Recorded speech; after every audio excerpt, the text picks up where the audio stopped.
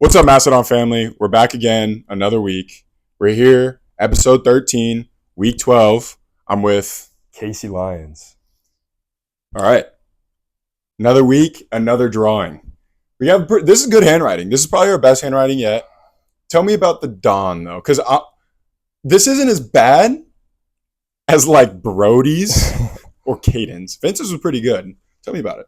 Man, I was trying to use this reference picture, and as a kid, I was really good at tracing pictures, putting them down. But without directly having it on there, it's really difficult. Really difficult. Yeah.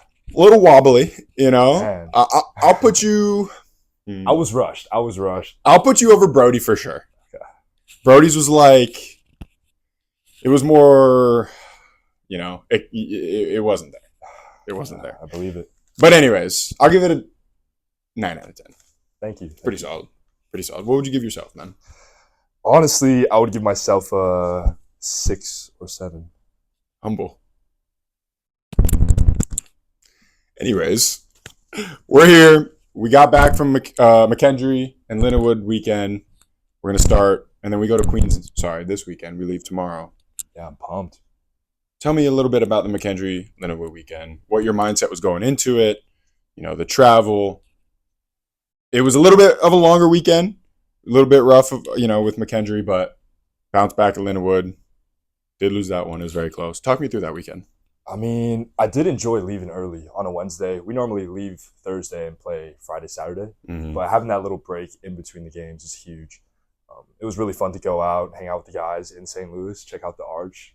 I don't think I've ever been there. I mean, a little underwhelming, but it was all right. We were really motivated coming into it. Thought we could take 2 big wins. I mean, they are both beatable teams, but they're also both top 12 in America. So it's a little tough. Mm-hmm. Really heartbreaking to come out with no dubs. But, I did think we got better. Played pretty hard. Yeah. Like what are some positives you think coming out of the Lindenwood match, especially? It's a 5-set loss, which is heartbreaking, but there's positives, of course, coming out of it. I mean, compared to McKendree, where we struggled with serving in Lindenwood, I feel like that was one of our best serving games of the year, arguably. Mm-hmm. And they're a great team as well. They can pass nails. Yeah. But, it's definitely an improvement. And our physicality as well was there. It's a hot gym. Yeah. It's about 100 degrees in there. It's pretty warm. It's definitely pretty warm. Yeah, I think. It's as warm as it is. Right? Yeah, it's a little hot in here as well. I can't complain. It's been cold. It's been pretty cold. So starting with McKendree, I mean, pretty rough start. They're a good team, of course. They were ready to go, ready to fight. We beat them first in the beginning of the year, and then they got us the second. But I think the way we responded against Lindenwood was good. A lot of good serving. Again, the physicality. Lindenwood's always ready to fight, and we came out fighting back. We just didn't get it. Yeah, man. Zach Solomon. It's a tough cookie to crack. It's my roommate from my freshman year. If you're watching this, shout out. Don't know how I feel about you right now. We should have beat you guys. Little bit of salty. Little salty. It was good though. We got the bench though. I think we had the best bench squad. Yeah, all year we've had the best bench squad for sure. But I think it was on a whole nother level. I mean, we got the fans involved.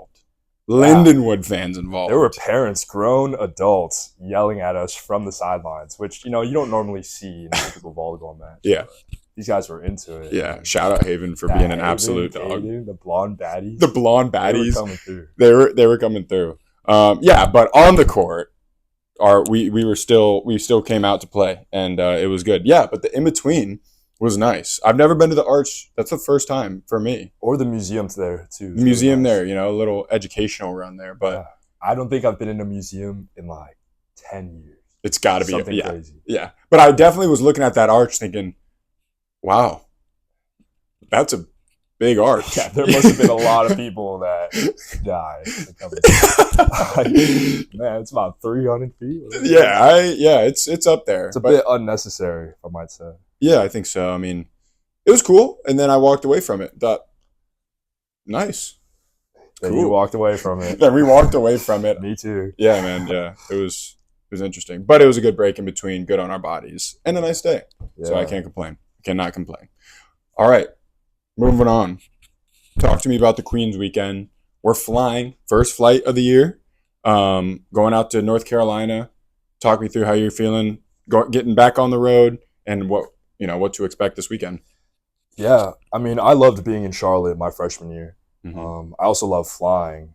I mean, this won't be too long of a flight. I think No, 4 hours or so. Yeah. The last time we took the drive out there was about 8 hours, and man, Plus another it was 4 rough. hours. Yeah, plus 4 of stalling, doing absolutely nothing.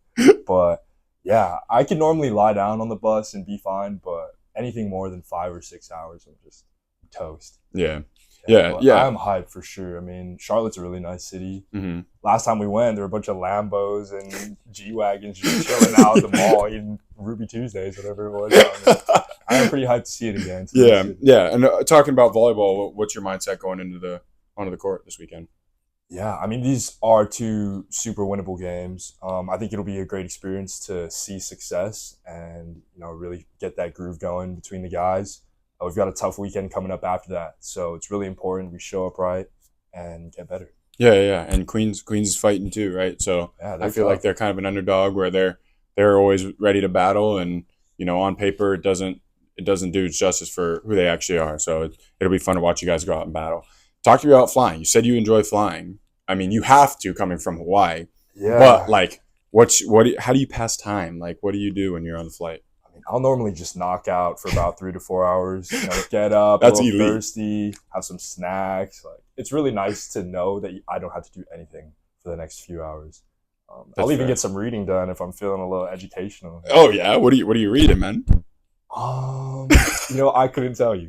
Anyway, next question, please. The textbooks, man. It's the textbooks. Yeah. I'll have a lot of time to do homework as well. That's good. All right, yeah. So hopefully that weekend's successful. We leave tomorrow, come back on Sunday or Saturday. Yeah. So it should be exciting. It should be a good time. Hopefully the weather's nice, man. We get back at 12 a.m. I don't know why that is. Hey, man, flying's weird, man. Flying's weird. All right. I want to talk about Among Us because it is hot and heavy on our team. You play a little bit. I know you dabble a little bit. Yeah. Tell me who you think the best is, who the worst is, and what your experience of Among Us is, because it gets intense. Who the best is? I would say the hardest people to read are Caden.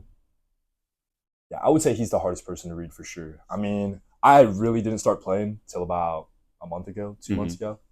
Hated on it at first, not gonna lie. But I actually love it.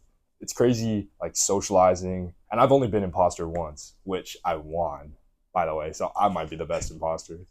But yeah, it's just a really weird social connection type of game. And I think it's great for the guys too. Yeah. It's a lot of fun. For sure. Passes time. You can play it for hours. Yeah. No, I think it's cool because it's like the social aspect is like usually I feel like travel, it's like everybody kind of goes in their own corners, and like some guys socialize, whatever, but it's when it's like the whole team screaming on a bus. Nah, it is so fun. I think it brings a lot to the guys and like a lot of connection outside of just the game because you get to know each other and like obviously we're like playing a game, so we're really focused on one thing, but it's still getting to know like personalities and stuff. It's pretty funny and fun to watch. Yeah, it is really good for the trips. Past time for sure. Enjoying it, yeah. It's been good. So who's the worst then? Who's the worst? Right now, I'm going to have to say Jean P is the worst. Woo! He just can never back his case, always getting voted out first, whether or not he really does anything. Rocky, this guy right here, he might be second worst. Whoa! Yes. Boy, you spoke on my about. gamer tag. You spoke on Ben Rocky. On Ben Rocky. And let me tell you, the last time we played, first round, he's like fully sussing me out, calling me sus in front of all the boys, right? I was top crewmate. I had just done like 2 tasks, whatever it was. And I got voted out. And crewmates lost that game as well. So, go figure. I'm 31-1 right now. I doubt that. You were sus, man. You were sus. I highly doubt You were sus, man. You were sus. All right. Obviously, it's very competitive, but that's the game. It's fun. I enjoy it. Now, moving on. You're from the islands of Hawaii, man. Mililani, Hawaii. Yes. That's a far ways away from home. Tell me a little bit. You're a junior now, so you've gotten acclimated. Tell me that transition from Hawaii to the Midwest. What was that like? Because again, I mean, I'm from Florida, so it's a far away ways for me. So it was definitely a weird period of time for me. It might sound crazy, but when I first got here, I actually thought the scenery was crazy because I had never seen anything like it. Where it's just in the fall it's trees and different colored leaves and stuff like that. In Hawaii, there are no seasons, so the plants are never dying and regrown; they're just there. Yeah, Yeah, that was definitely crazy. I mean, the air here is really dry. Like I'll always get nosebleeds and stuff.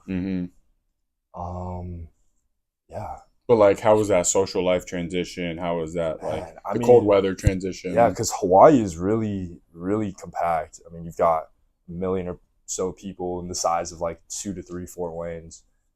So coming here with so much alone time and like free space to roam around and do anything, it was crazy.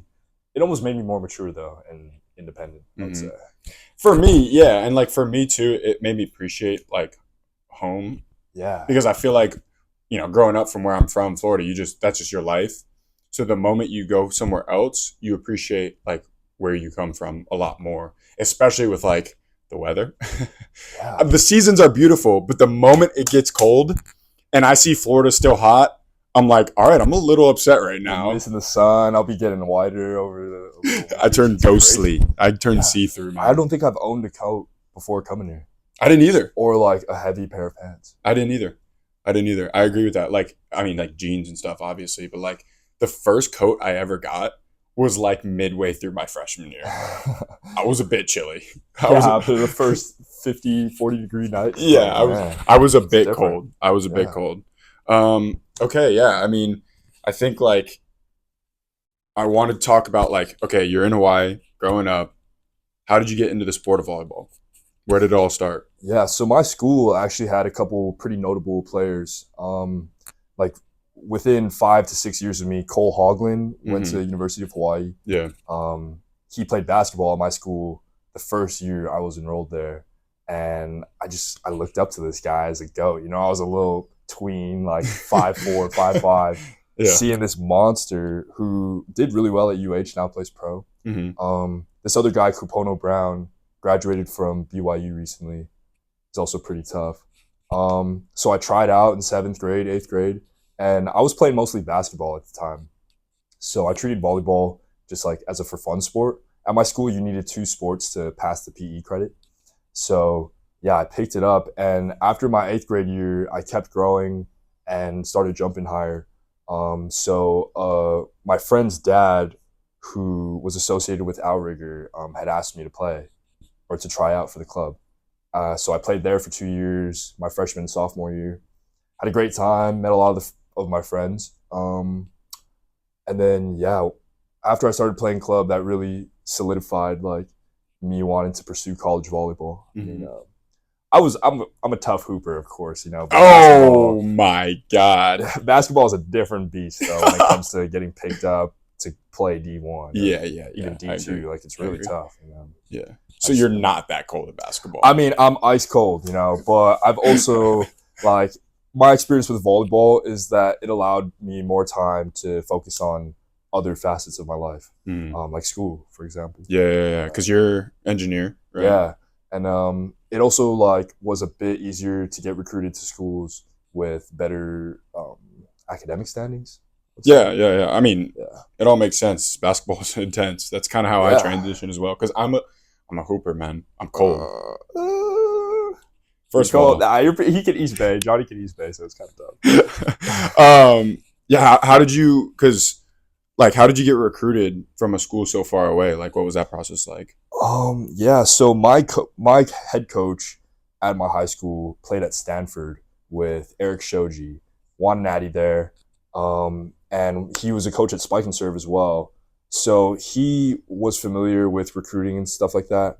Also with the University of Hawaii, them like running the Outrigger program, you're kind of just more exposed to like a higher level of playing, and by seeing that, it becomes easier to like get involved and take those next steps into becoming a college athlete. Yeah, that's pretty cool.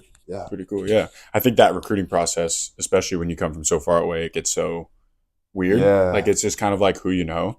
Like my connection was like Loy Ball, like, you know, a whole process down there and like figuring that out with my brother and stuff like that. So it's very unique. Yeah, that is a lot of it for sure. I mean, of course, AAUs is huge, and there's hundreds of thousands of coaches even there. Yeah. But yeah, it's all about taking that reach out. I mean, I walked on to PFW my freshman year. I just hit up Jim and Rock, and basically told him like, I think I can play here. Yeah, that's dope.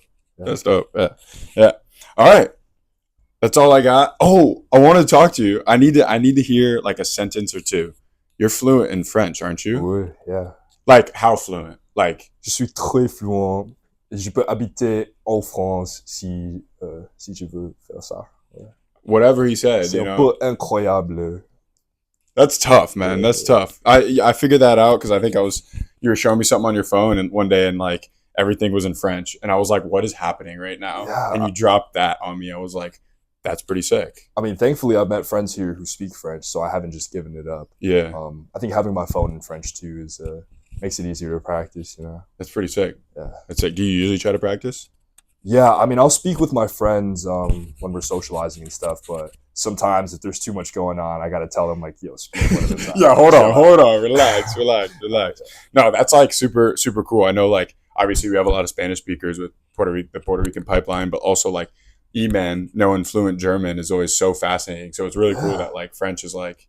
I've always been surprised at how diverse the volleyball team at PFW is. I mean, Eastern Europeans, Australians, Puerto Ricans. Like, I didn't even know Puerto Rico existed living in Hawaii. Like, of course I knew it existed, but like I never met a Puerto Rican person. Yeah. That's crazy. Yeah. That's super cool. Or an Eastern European. Yeah. So that's pretty cool. Yeah, you never know. I mean, volleyball gets you a lot of places. But yeah. All right. I don't know what you said, but I was gonna ask you for a sentence, but it's pretty tough. Yeah. All right. I think that's an ending. That's wraps. You got anything else, man? Anything in mind? No, I want to thank you for having me, Johnny. It's a fine Tuesday. We've got to leave for Charlotte tomorrow, so let's go Dons. Let's go Dons. Yeah. Week 12. We recap. We're on the road. Last road trip until the playoffs. Last road trip's kind of sad, man. It's going fast. You're about to be a senior, man. You're about to be a senior. Super OG. You're old now. You're like me, man. Unk status. Man, I don't want to be an unk. It sucks, man. It sucks. Sad. You might be already an unk, though. But don't ever speak to me like that. All right. I'm John Diedrich. Casey Lyons. And as always, go Dons. Peace.